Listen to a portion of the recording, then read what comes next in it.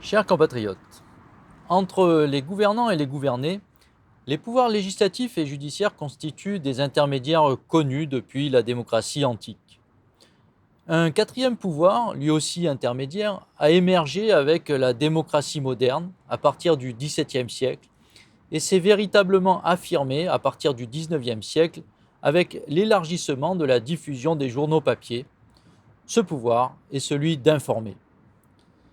Construit comme un contre-pouvoir essentiel face au pouvoir exécutif, le pouvoir médiatique, comme on le nomme aujourd'hui pour englober le journalisme audiovisuel, n'échappe pas lui non plus à une forme d'ambiguïté, puisqu'il peut tout à fait favoriser certaines personnalités ou certains intérêts idéologiques ou économiques.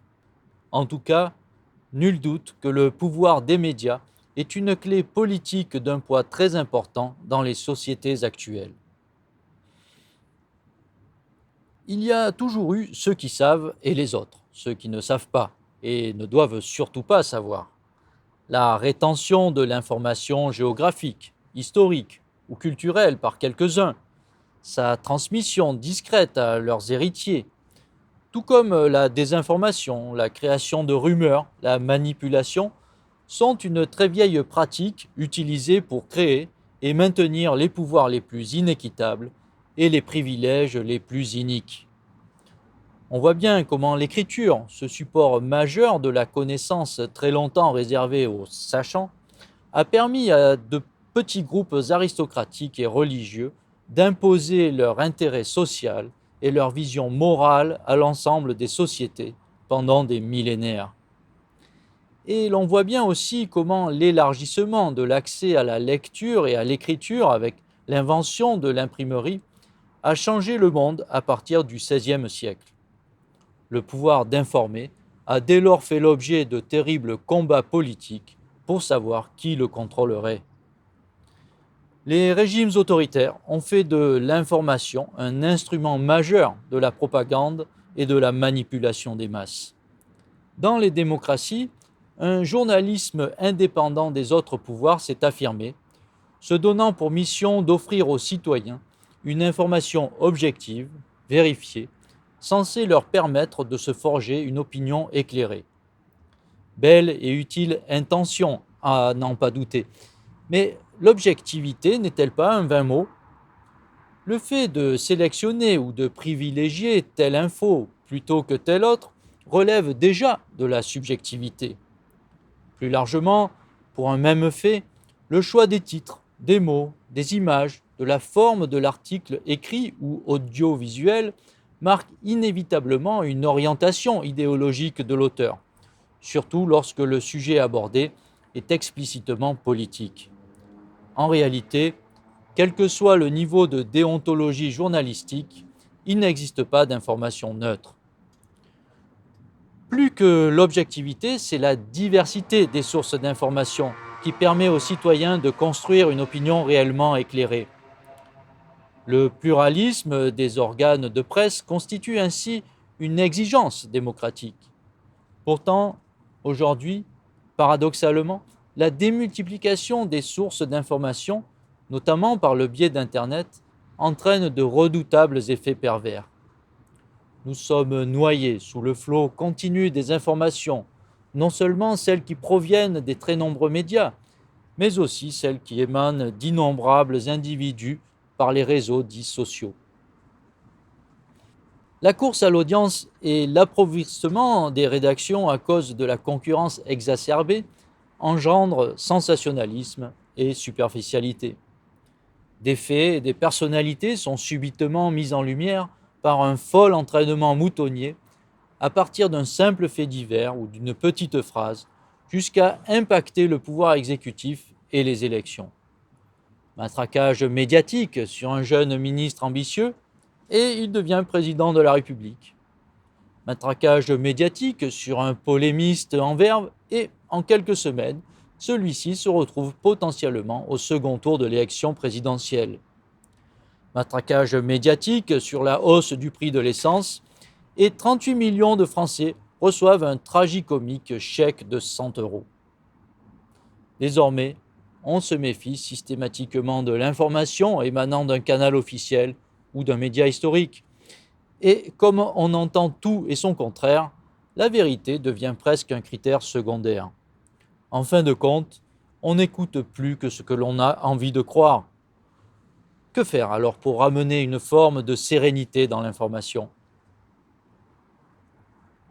Cette méfiance, cette défiance envers le pouvoir médiatique devrait faire réagir en premier lieu les médias eux-mêmes, qu'ils cessent de tourner en rond, de commenter les commentaires, d'alimenter le buzz, de réduire la politique à un fonds de commerce et les politiciens à des camelots en foire.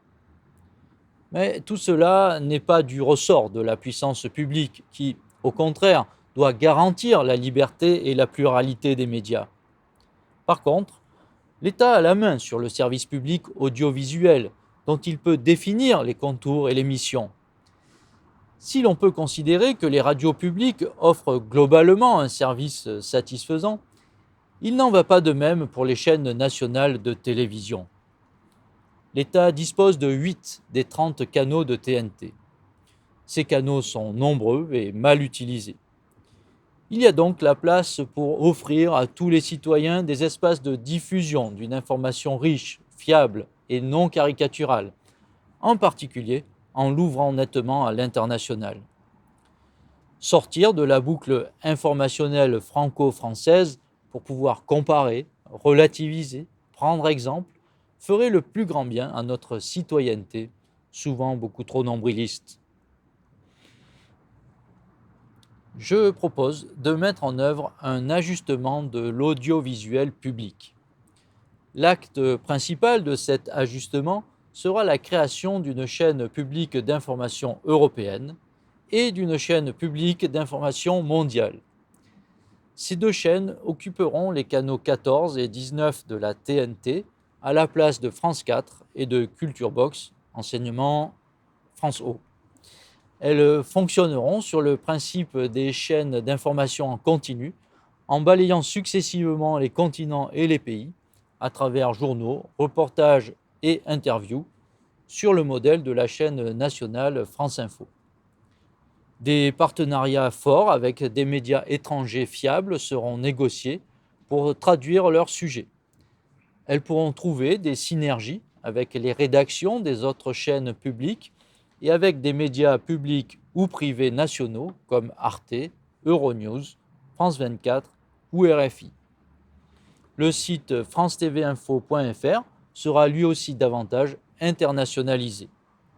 Parallèlement, les autres chaînes publiques se recentreront. France 2 limitera sa diffusion à des productions nationales, France 3 renforcera sa programmation régionale et France 5 deviendra une véritable chaîne éducative. Tout cela se fera à moyens constants. Voilà, la clé politique numéro 14, c'est le pouvoir médiatique. Intermédiaire nécessaire entre le pouvoir exécutif et les citoyens par l'information qu'ils recherchent et qu'ils diffusent, il a acquis un rôle central dans la formation de l'opinion. Mais même dans les démocraties, la quête permanente de l'idéal d'objectivité est remise en cause par la surinformation. L'explosion des nouvelles technologies de communication a entraîné une course effrénée à l'audience dans laquelle les citoyens peinent à dégager sereinement des informations sûres, utiles et neutres. Il est désormais du devoir du service public d'assurer et d'assumer une mission d'information indépendante des autres pouvoirs, de toutes les idéologies et des puissances d'argent, notamment en renforçant grandement l'information internationale. Cessons donc de nous regarder le nombril. Je vous remercie de votre écoute et je vous donne rendez-vous le 21 novembre prochain pour la clé numéro 15. Je vous dis donc à bientôt.